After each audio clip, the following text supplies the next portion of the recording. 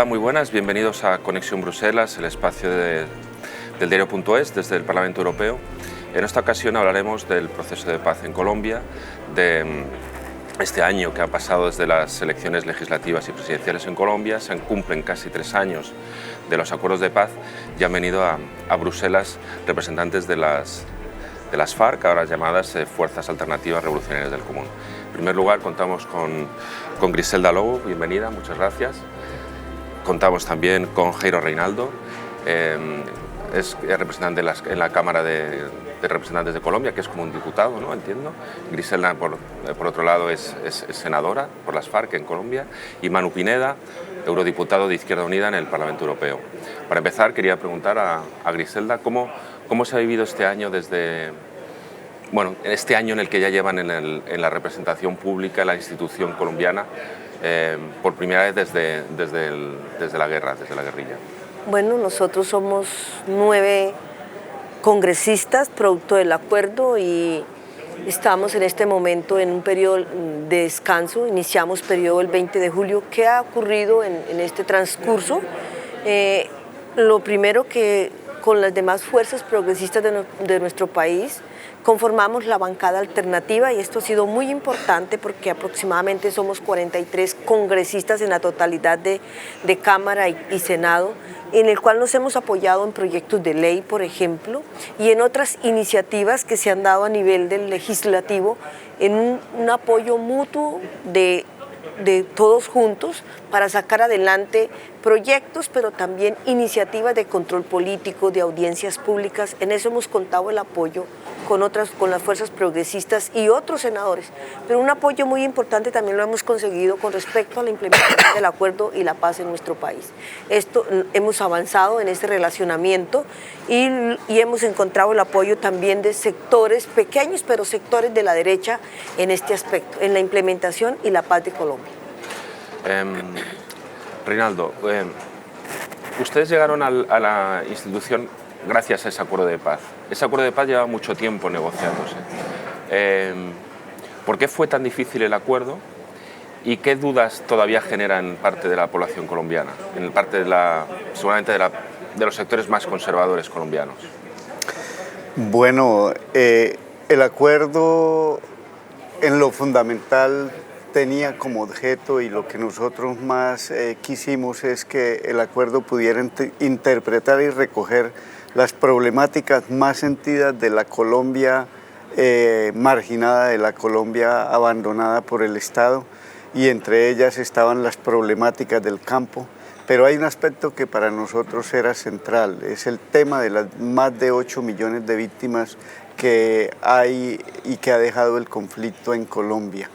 Hoy tal vez las prevenciones más grandes radican en la falta de compromiso del gobierno colombiano para cumplir lo pactado en materia de reforma rural, en materia de la apertura democrática que permita la participación política de todos los sectores y grupos minoritarios, y las amenazas que hay hoy contra la Jurisdicción Especial para la Paz, que es la columna vertebral del acuerdo. Nos preocupa de manera enorme los asesinatos a excombatientes y líderes sociales y populares, y nos preocupa también de manera importante la estigmatización y el señalamiento contra los partidos políticos minoritarios y contra el partido político surgido del acuerdo de paz. Manu, ¿por qué has invitado a las FARC al Parlamento Europeo? Bueno, nosotros desde Izquierda Unida estamos muy comprometidos desde el inicio con el proceso de paz en Colombia. Entendemos que eso era un clamor popular, acabar con una guerra que duraba ya 54 años, que tenía destrozado al pueblo colombiano y a la que había que dar una salida. Es cierto que no se ha conseguido la totalidad de los objetivos con las firmas, no se ha conseguido que se haga justicia, especialmente con el campesinado colombiano, pero sí creíamos que era necesario dar esa salida. ¿Por qué lo traemos ahora? Bueno, pues porque se está incumpliendo estos acuerdos y es necesario aquí en la sede del poder popular europeo, o al menos teórico, creemos que es necesario hacer un llamamiento a que se implementen los acuerdos, a que el gobierno colombiano no esté pasivo ante el asesinato sistemático que están sufriendo los excombatientes. Hablándote de memoria, creo que son ya 135 los excombatientes que han sido asesinados, 33 familiares suyos, 11 excombatientes han desaparecido, más de 600 líderes sociales colombianos están siendo asesinados y el gobierno, digamos, que como mínimo no está haciendo nada. Están volviendo a aparecer los falsos positivos, la situación es tremendamente preocupante y tenemos que dar un puñetazo en la mesa y pedirle a la Unión Europea que se moje, que tome participación activa, que tome medidas para presionar al presidente Duque y a su gobierno a que se implemente pues tanto lo acordado en cuanto a la jurisdicción especial para la paz, como el control sobre los fondos. Son como más de 400 millones de euros de los fondos multidonantes para la paz, sobre los que no hay ningún tipo de control. Entonces lo que queremos es que se obligue a que se cumpla todo lo acordado en el proceso. Si no, podemos estar hablando de un proceso de paz muerto o agonizante, que generaría una frustración tremenda en el pueblo colombiano y que además sería un mal precedente viendo la situación en la que vive Latinoamérica en este momento. Griselda, usted estuvo más de 3 décadas en la guerrilla. ¿En qué momento se hace la reflexión colectiva de que hay que dejar la lucha con las armas y hay que ir a un proceso de negociación y de diálogo? Efectivamente, sí, más de 30 años en la guerrilla. ¿Y en qué momento nosotros venimos buscando, desde la misma fundación de las FARC, una salida política al conflicto, desde 1964? Y este proceso empezó en 1983 con el gobierno de Belisario Betancur. Es una construcción que venimos desde ahí, sino que llegó un momento en que la guerra llegó hasta un tope, ni ellos ni nosotros. Pero además de eso tuvimos un clamor del pueblo colombiano en que había que parar la guerra. Las madres nos gritaban que no más hijos para la guerra, ya no iban a dar más hijos para la guerra, pero aparte de eso, la destrucción y el abandono que hay en el campo, sobre todo en las áreas donde impactó tan fuerte el conflicto, ahí fue un solo clamor de que paráramos el conflicto que había y que buscáramos una salida política al conflicto. Y esa salida política que se construyó después de las negociaciones, bueno, comentaba Manu Pineda que hay aspectos que quedaron sin recogerse. Desde su punto de vista, ¿qué es lo que faltaba? ¿Qué es lo que le faltó a ese acuerdo para que fuera redondo? Para nosotros es el acuerdo más completo. Entendemos que hay críticas y que muchos sectores hubieran querido que estuvieran ahí presentes, como el caso de la minería, el medio ambiente, por ejemplo, pero bueno, es un acuerdo que aún se le puede incluir cosas si queremos, pero cosas en el pro de mejorarlo, no de quitarle lo positivo que tenga, pero sí mejorar. Pero además es una construcción, el acuerdo es para la gente, es para la sociedad, es una herramienta de lucha legal que se ha puesto en el centro de nuestro país para que cada uno de nosotros lo tomemos en nuestras manos y trabajemos con él. Y por supuesto, positivamente. Usted también estuvo más de 3 décadas en la guerrilla. ¿Cómo se hace el proceso de convertirse en civil? Porque después de tanto tiempo viviendo en el campo, combatiendo en el campo, de repente tener que ponerse el traje, ir a la Cámara de Representantes, es decir, ¿cómo se hace ese proceso? Tiene que ser difícil. Bueno, pues nosotros al interior de la fuerza guerrillera siempre nuestra formación estuvo en dirección a que la lucha armada tenía que ser un proceso transitorio, que la lucha armada tenía que abrir los espacios para la participación política y en esa dirección nos perfilamos todos al interior de las filas guerrilleras.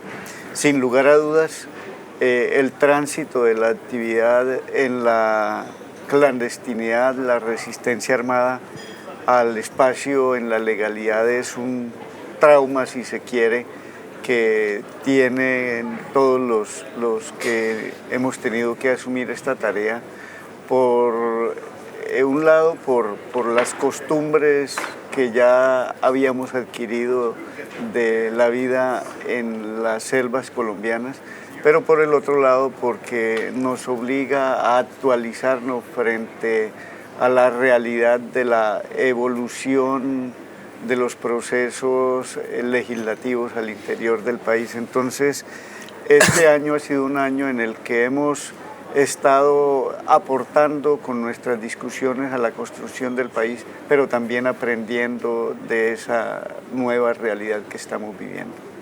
Y luego imagino también el hacer política con un partido y ir a un proceso electoral por primera vez, que luego me imagino que esperaban mejores resultados. ¿Por qué creen que los resultados no fueron los esperados? Es que yo creo que aquí hay que hablar de dos temas, ¿cierto? En Colombia, alrededor del proceso de conversaciones se desarrolló toda una campaña para satanizarlo al interior del país, pero también en el mundo.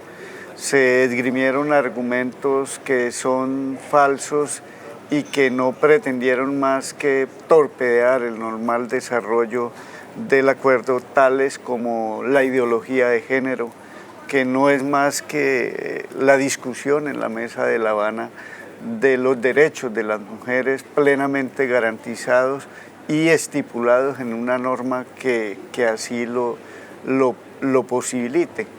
Entonces, hoy, por ejemplo, se mantiene esa estigmatización y esos señalamientos, y estamos haciendo un llamado a la comunidad europea, a los distintos gobiernos y parlamentos, a las organizaciones, para que nos acompañen en una comisión de verificación al proceso electoral que se avecina el próximo 27 de octubre, porque los señalamientos, la estigmatización y los asesinatos están impidiendo una participación política limpia y en igualdad de condiciones a los demás partidos que están en el gobierno. Y en esta colaboración que comentaba en la bancada progresista,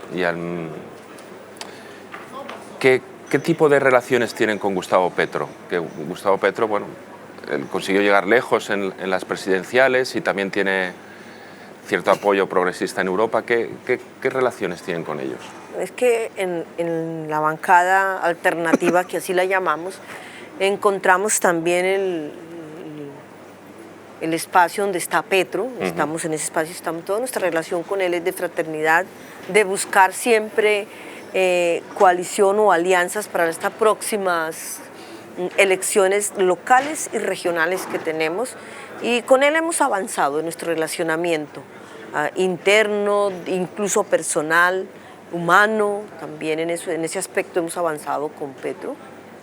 Nosotros somos conscientes de que la campaña de Colombia Humana obtuvo una votación muy importante, además es la primera vez que en Colombia se da una votación de más de 8 millones de votos, y eso es importante, se lo debemos por supuesto también a la firma del acuerdo. No había un conflicto con esa intensidad que lo hubo, y esto permitió a la población salir a dar su voto.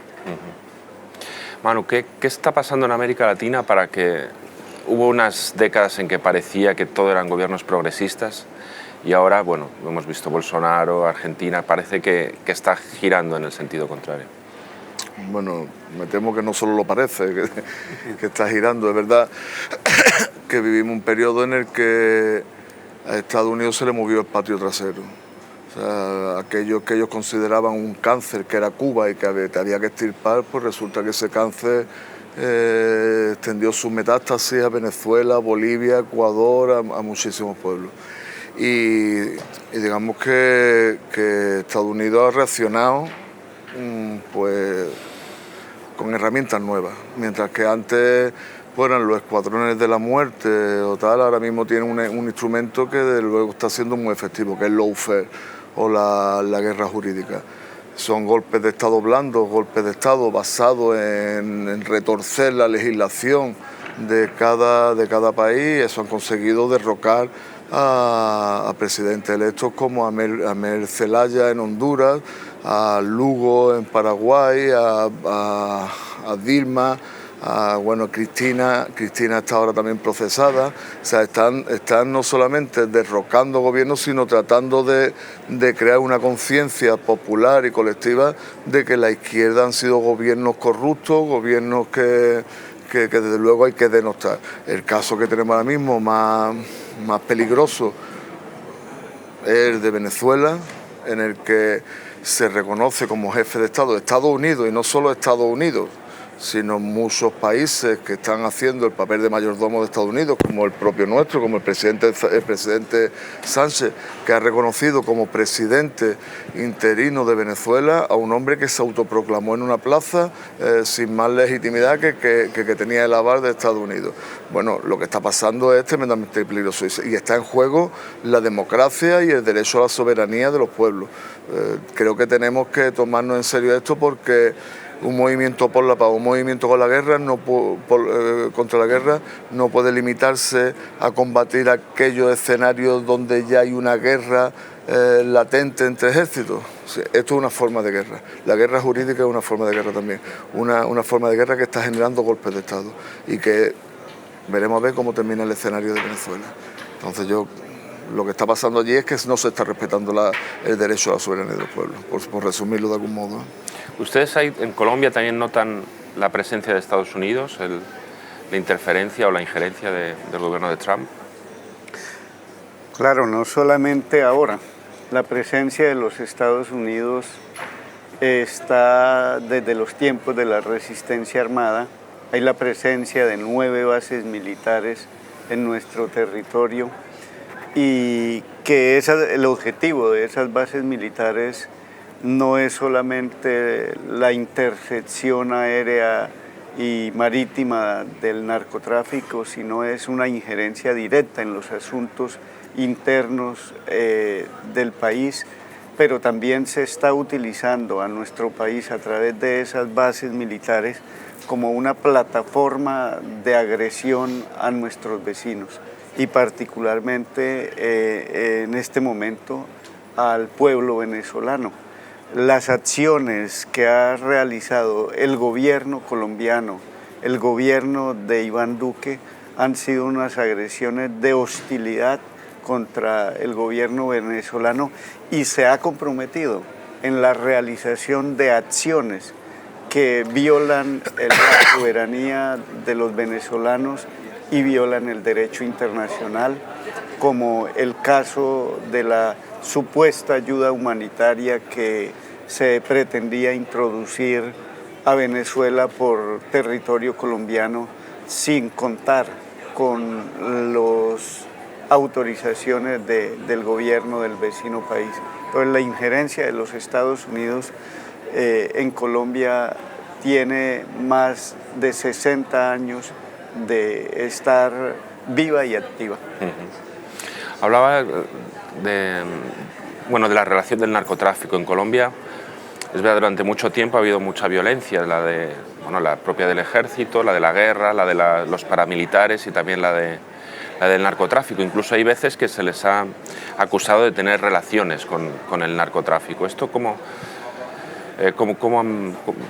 hasta qué punto eso era real? En Colombia tenemos un problema gravísimo, y es el problema de los cultivos de usos ilícitos, que es en el caso de la coca, y por eso en el punto 4 del acuerdo está la solución a este gravísimo problema social. Nuestra relación fue el cobro de un impuesto. Siempre cobramos un impuesto a los comerciantes, a quienes venían a comprar, no al eslabón más débil de la cadena, que son los campesinos, que son quienes no les queda nada. Y estos dineros nosotros entregamos, además, porque nosotros reportamos todos los bienes, absolutamente todos los bienes que poseíamos los reportamos al Estado: dinero, dólares, oro, bienes, fincas, más de 600 predios se reportaron, que estos dineros que se cobraban eran para la economía de guerra, y la economía de guerra que teníamos fue reportada. Nosotros no vamos a negar que sí hubo un cobro de impuestos, que es muy diferente al comercio, a esto, sino al que el comerciante se le cobraba por ir a extraer o a llevarse la pasta producida por campesinos. Bueno, pues muchísimas gracias por haber venido, muchísimas gracias por estar aquí. Muchas gracias también por seguirnos. Nos vemos en la próxima Conexión Bruselas del diario.es desde Bruselas, desde el Parlamento Europeo. Muchas gracias. Gracias. Muchas gracias a usted.